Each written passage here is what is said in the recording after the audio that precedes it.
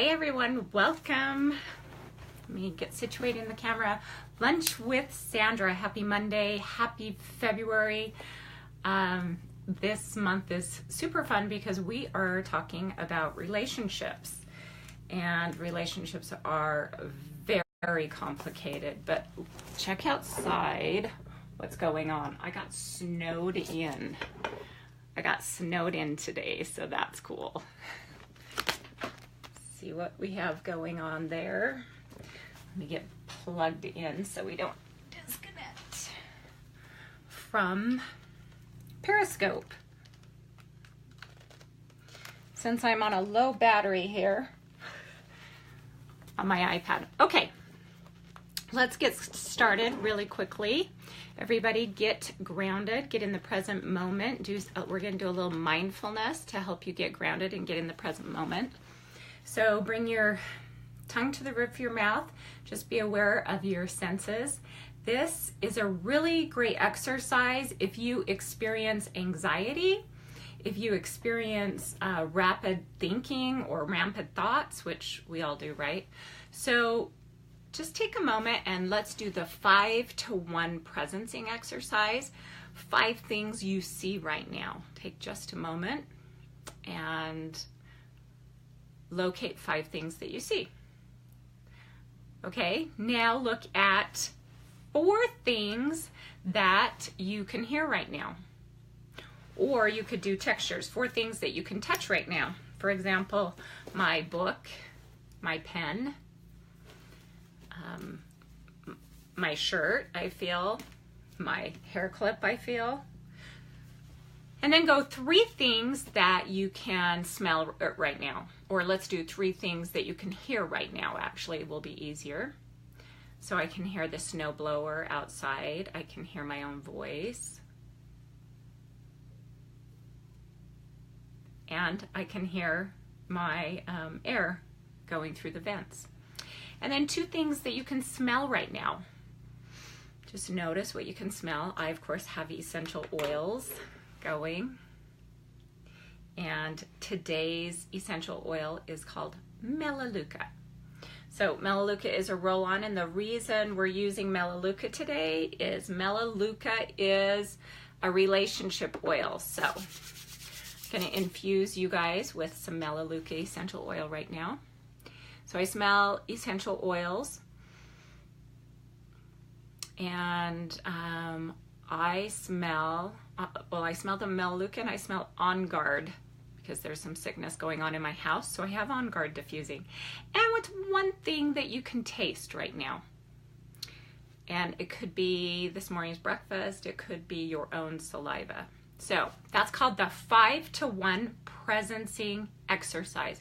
It's very powerful when you feel like you have chaotic thoughts, when you feel like you can't stay focused, when you have a difficult time being grounded.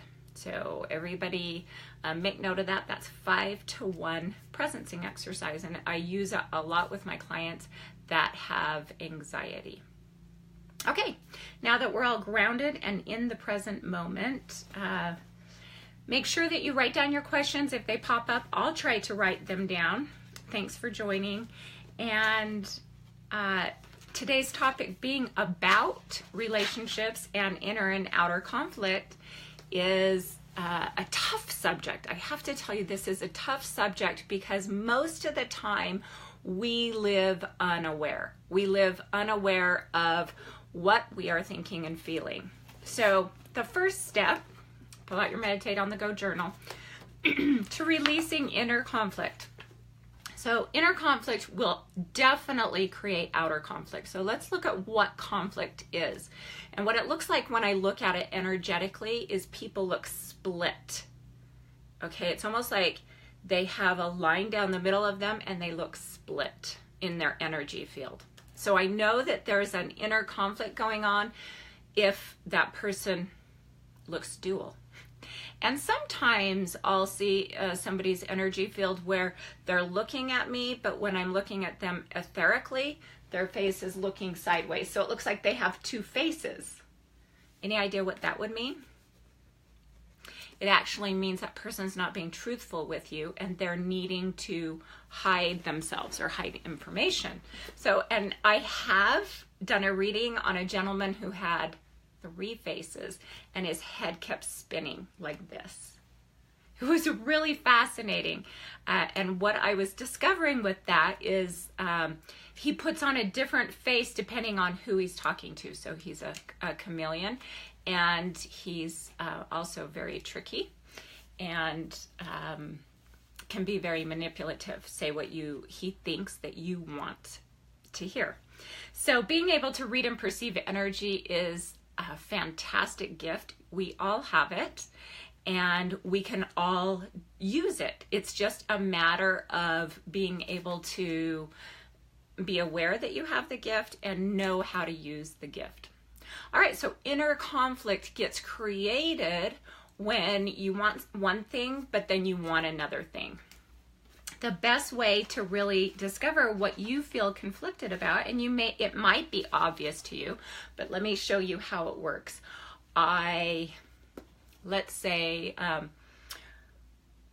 want to move, but I really love my house. So that would be an inner conflict going on. I want to move, but I really love my house. I want a new job, but I don't want to spend the time and energy seeking a new job. I want more money, but I don't believe I can make more money. I want this relationship, but I want out of my marriage. I want my marriage, but I want out of my marriage. So I want my marriage because it feels secure. I want out of my marriage because it doesn't feel congruent with me, or I don't feel happy with this relationship.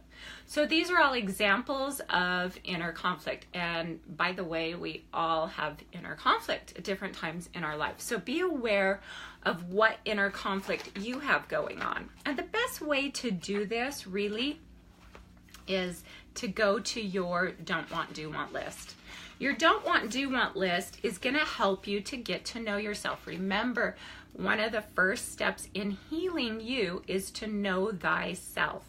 So if you pull out your journal and go to your don't want, do want list, that's going to help you to get to know what is it that I want and what is it that I don't want. Now, if you're saying, I want to move, but I really love my home, what I would recommend, or any conflict for that matter, what I recommend doing is we'll take one topic. So on your don't want page, say, I don't want to, let's say that I don't want to stay in my current job. I want a new job, but I don't want to spend time looking for a new job, but I want a new job. So we write down as much detail as we can that's coming to us, and being aware of what that inner conflict is that's keeping you stuck is going to assist us in doing a cost and payoff list, or a pros and cons. So what I would do in a situation like that is, let's say that let's go to the relationship. Let's say I want out of the relationship. Okay, list all the reasons you want to get out of that relationship. And then on the other side, list all the reasons you want to stay in the relationship. And you want to really study those two lists. That conflict that's coming from inside, we want to know what drives that conflict, the inside, the outside, okay? And let's say that we want in the relationship because it feels secure, we feel financially stable, we don't like change. Those are the reasons we're staying in the relationship. Let's say you want out of the relationship because it doesn't feel congruent to who you are anymore. Let's say, meaning there's no common values and goals that you have with this person. You want out of the relationship because there's boundaries that that person keeps crossing with you. Maybe they're verbally abusive, mentally abusive. Maybe they yell, they berate you, name call, whatever. So there's reasons you want to stay in the relationship. There's reasons you want to get out of the relationship. Make sure that you get as clear as you can on what those reasons are, knowing what you want. And you'll hear me say this in all my videos, get to know thyself. It's the first step in healing anything. Know what you think, know why you think that way, know what you want and why you want it. And this is a lifetime, by the way, of getting to know yourself. Get confident in knowing who you are, why you think a certain way. Okay, and then use your do want and don't want list to do the costs and the payoffs of that thing that you want. Now, when a person is in inner conflict, and I told you their energy looks split, what happens in a conflicted person is because they're not feeling congruent or happy with their life, they will project that unhappiness on the people around them. Let's say they feel guilty for feeling inadequate, for example. They will project inadequacy on their relationships. They will need to make the other person feel inadequate. So when you understand your conflicts that are going on, and when you feel inadequate, then you'll notice that you're very harsh in your judgments for other people. You're going to notice that you're harsh in being critical of other people because you're being critical of yourself. So whenever there's an inner conflict going on, which most of us have all the time on a subconscious level that we're unaware of, what happens is we project onto other people. And so just pay attention to that self-talk that's going on inside your head when you are projecting onto someone else, meaning, my gosh, that person is da-da-da-da-da-da-da, and you're being really critical of that person. Notice how much criticism you also give yourself. Again, it's just to be aware of. It's not to beat yourself up over, but to be aware of so that you can change that. All right, so go back to your do want, don't want list. Break up the areas of your life. What do I want? What don't I want? And take it in those areas that you're noticing the inner conflict. I want to move, but I don't want to move. I want a new job, but I don't want a new job. I want out of this relationship, but this relationship provides me security. We've all been there. So just focus on one at a time. And then in another one of my videos, I mentioned when you have a decision to make and you run your cost and payoffs list and you use your left brain, first of all, to go through all the logic, to go through all the costs and the payoffs. And then I recommend using your right intuitive side to put the decision of wanting to stay in the relationship in one hand and the decision of wanting to get out of the relationship in the other hand. And then spend some time in meditation, quieting your mind and going into each decision. And then spend some time in this decision and see how it feels. See how it looks. If you could see that decision in your mind, what does it smell like? What does it taste like? If it had a taste, if it had a smell. Spend some time just in this decision. And then make some notes about that decision, about how it feels, if it's heavy, if it's light, if it's dark in color, what color is it if it had a color. Allow your imagination to come in. And I just use questions to ask myself, if this had a color, what color would it be? If this had a flavor, this decision, what flavor would it be? And you might notice it might taste sweet, might taste bitter. And then go into the other decision in the other hand and go, what does this decision feel like? And spend some time in each decision before going back and forth, really getting to know it without judging it as bad or wrong. Just what color would it be? What does it feel like? What does it sound like if it had a sound?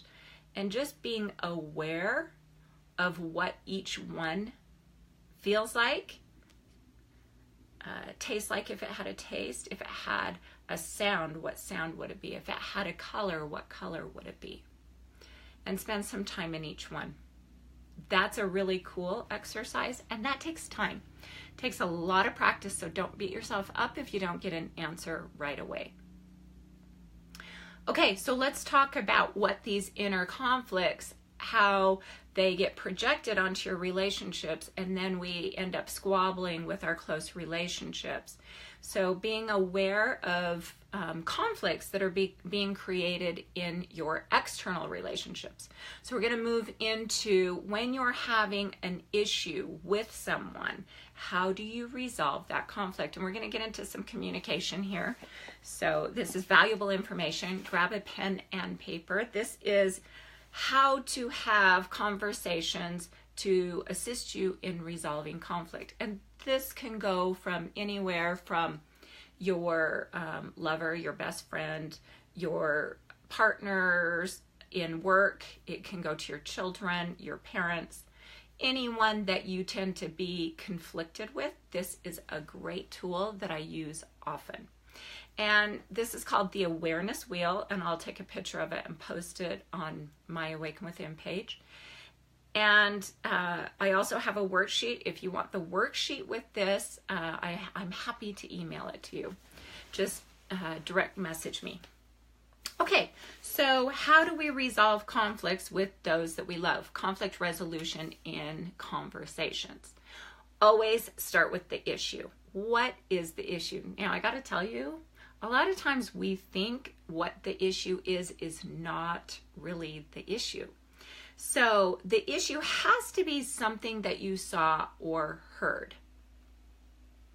For example, it could be that your best friend was gossiping about you to another person. All right, so you could say, I heard you gossiping about me because I was in the room, or let's say I saw you turning your head and so I thought you might be talking about me and I felt really bad about that. Now, we don't know that that's concrete, that she was talking about you in a bad way. We're just noticing what we saw. So you can't say, oh my gosh, I hate that you're gossiping about me, without the concrete evidence of something that you saw or heard. So what you did see is that she turned her head when she was communicating to someone else and you couldn't see what she was saying. And that to you, you interpreted that she had a look on her face that was disapproving of you. Now, you can check the facts. We want to always check the facts because we always have our perceptions going on. Check the facts. Did that person, we don't know if they were really gossiping. We know that they turned their head and they were talking to another friend. And then we noticed that they had a look on their face. Now, we don't know if that look was directed to us or not. So that's when we get to check the facts and ask to see if that really was the case. Now, somebody could deny it. So the more facts that you have about a conflict going on with someone else, the better it is. So it has to be concrete evidence that you saw or heard. Okay. Now, if you're arguing about money with your partner, you could say, I saw that you spent, $1,000 out of the account or $500 out of the account. And I saw that $500 went out of the account, and you and I agreed that anything over $400 we were going to discuss. And you had not discussed that with me. So that would be concrete evidence of something you saw or heard. Another concrete evidence would be, I noticed that when I was at work, we were going to have a conversation, and we didn't have this conversation. And so we had talked about having a conversation at lunch, or we had talked about meeting for lunch, and I didn't see an email in my system saying, let's get together for my lunch, or you didn't respond to my email. I saw that you didn't respond to my email. So then what are my thoughts and feelings about that? So you want to go into concrete evidence of sensory data. What did I see or hear that's creating the conflict with you and me?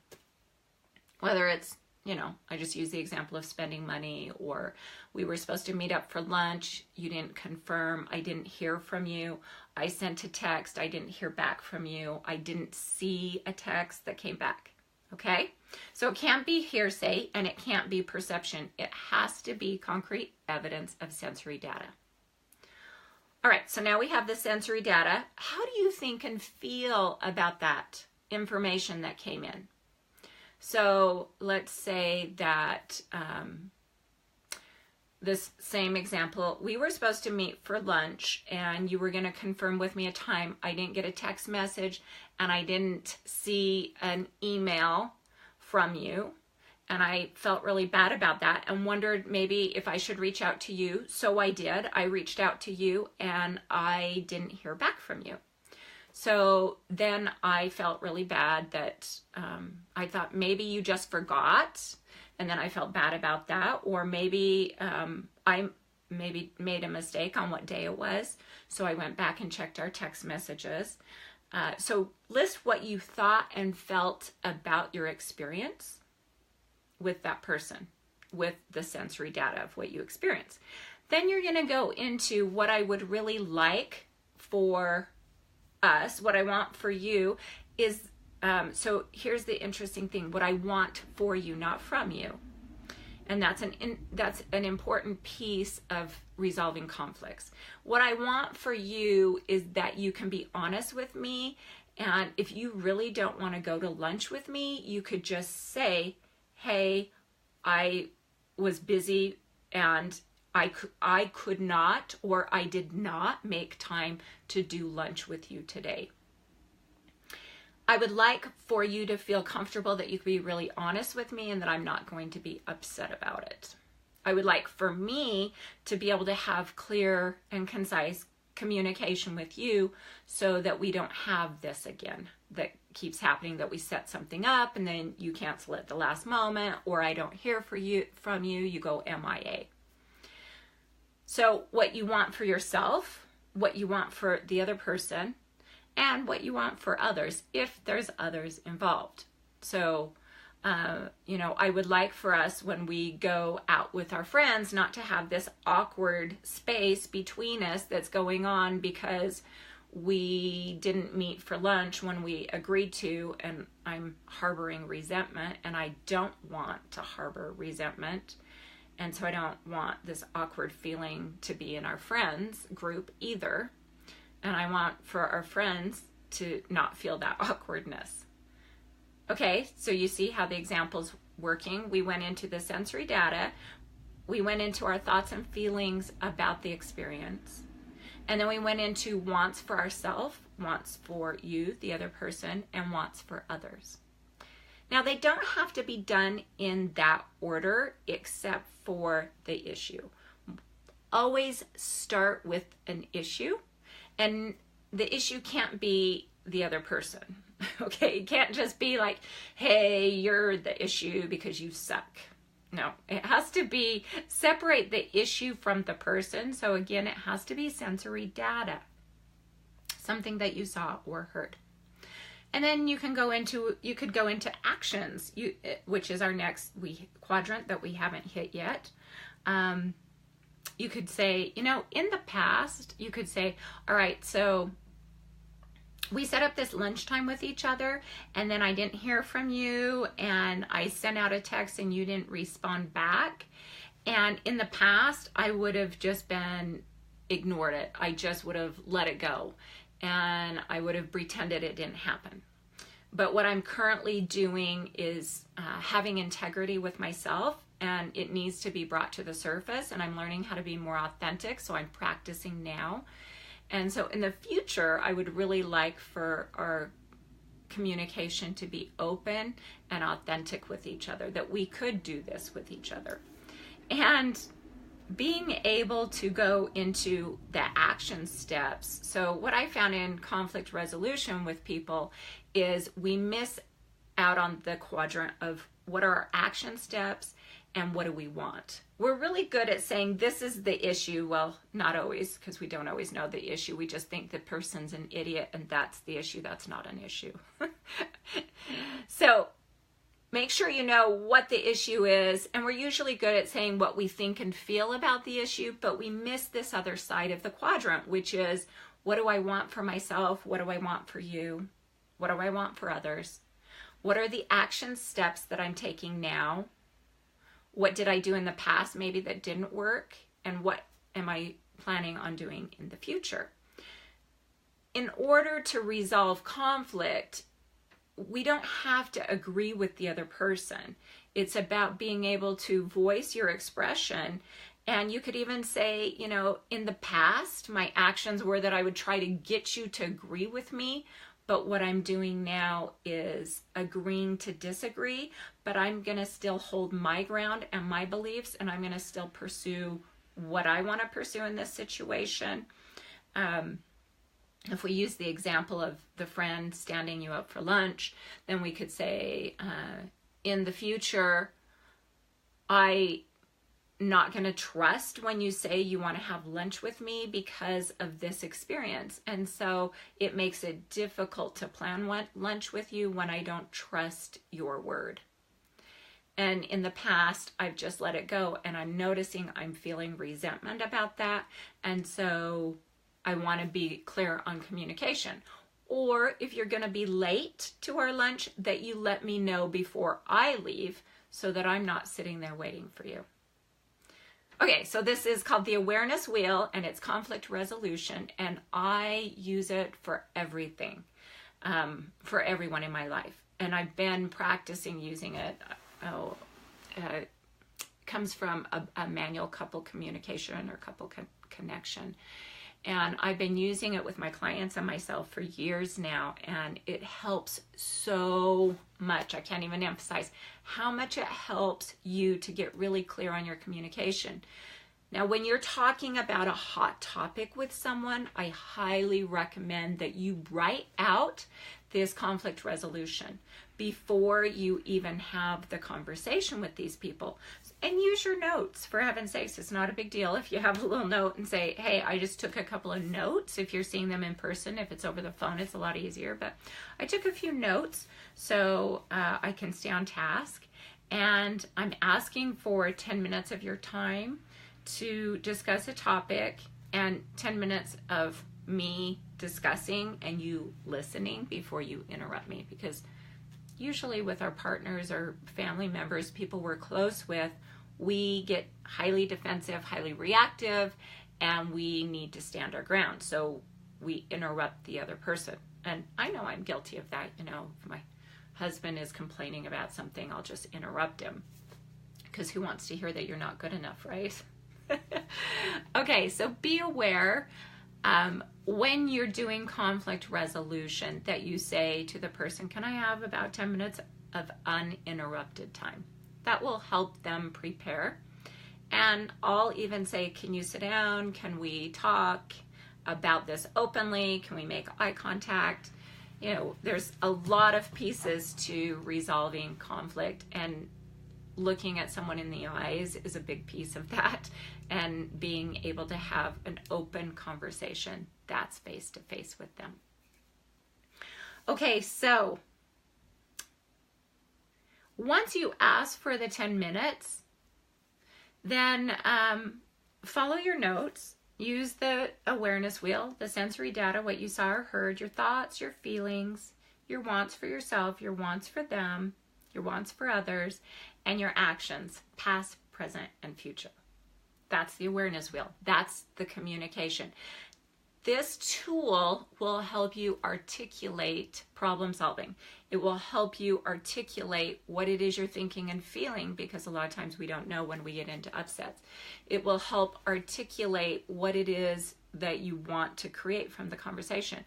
And a lot of times before I even start a conversation like that, I'll say, what is my intention for having this conversation? And the intention does not need to be to get someone to agree with you. When you set that as your intention, that becomes problematic. You set yourself up for feeling disappointed. But rather to help you to articulate how you are thinking and feeling and what it is you want out of this problem, what solutions you want to create. Okay, do we have any questions with so far our conflict resolution, the awareness wheel? And asking for the 10 minutes is really powerful. Doesn't mean you're always going to get it, but sometimes people will interrupt us and I'll say, can you let me finish? it's just going to be about 10 minutes. Now, the other thing is when somebody is doing the communication awareness wheel to you, it's important that you learn how to listen. And of course, there's a lot of different boundaries about listening as well. So I'll say to a person, you know, if you're not going to criticize me, or if you're not attacking me or belittling or name calling or yelling at me, then I'm willing to listen. If you yell at me, if you do name calling, or if you berate me, then I choose not to listen anymore and I will walk away. Those are my own boundaries, and I recommend you use them with yourself in your relationships. And practice listening from a place that you're actually listening to what the person is saying rather than your interpretation about what the person is saying. I know relationships, they're just a beautiful mess, or they can be. But again, it comes back to the more you know yourself, the more you get to know yourself, and resolving the inner conflicts that you have within yourself about feeling inadequate, feeling guilt in your life for being inadequate, needing to project that on other people, or needing to be critical of other people because of your own critical voice in your own head. Being aware of that is going to resolve so many conflicts in your life. So bottom line, do your work, people. And I know that those who are watching do their work because I talk to you. So congratulations on that. And it's something, use your journal. Use your Meditate on the Go journal. I use mine. I do the whole Meditate on the Go process. Watch my other video on how to use the journal and how to use Meditate on the Go for mindfulness and being aware of your thought patterns. Okay, so to recap, go back to your inner conflict, what you want, what you don't want list. Get really clear on what your costs and payoffs are, how they serve you, how they hurt you, why you want to stay in a relationship, why you don't want the relationship. Use your left brain to go through, and I'm reversed, so, but use your left brain to go through the logic of the costs and payoffs of these two different decisions. Use your right brain or your intuitive side to test the energy or feel the energy, put color on it, put a smell on it, put a taste on it, put a weight on it. What does it feel like? Is it heavy? Is it light? In both hands. And then have the conversations you need to have. People, if you're not talking in your relationships, how do you know that you're not communicating in your relationships? When resentment is building up inside your heart. When you feel this critical side of you that's always coming out about this relationship, it's telling you you need to have a conversation with this person. So watch for resentment. When you're feeling resentful of other people, it is a sign it's time to do a conversation. And then use the awareness wheel that we just talked about. I'll post a picture of it, and I'm happy to email you the worksheet of what is the conflict, what's the sensory data that I know is a conflict with you, something I saw or heard, how do I think and feel about it, what do I want for you and me and the other person, and what are the action steps that I'm willing to take in the past, in the present, and in the future. Be aware of when you have expectations of other people to make you feel a certain way. Happy, complete, beautiful, whatever. It's going to set you up for disappointment. So you are in charge of your own thoughts, feelings, and emotions. When you take ownership of that, it empowers you to choose a life that you love and to create a life you love. So send in your questions. I am happy to answer them. Next week, I will be coming to you live from Richmond, Virginia. We'll still be talking about relationships for the rest of the month, and I'm super excited unless my baby's having a baby that day. So thank you everyone so much for joining. Namaste. My soul honors your soul, and I really love the journey. Go create a life you love.